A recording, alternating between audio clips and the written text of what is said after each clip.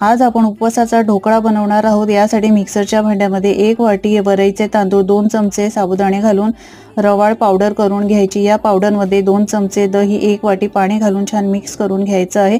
झाकण ठेवून 15 ते 20 मिनिटांसाठी मुरण्यासाठी ठेवून द्यायचं। आता यामध्ये 1 चमचा आलं आणि मिरचीचा ठेचा घालायचा, 1 चमचा सेंधव मीठ, 2 चमचे तेल घालून छान मिक्स करून घ्यायचं।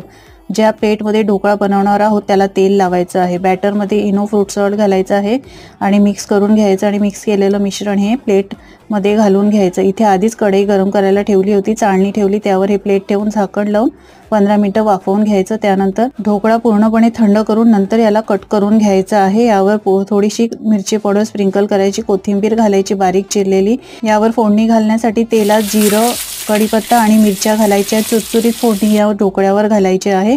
मस्त आपला खमंग उपवासाचा ढोकळा तयार झालेला आहे। नक्की ट्राय करून बघा।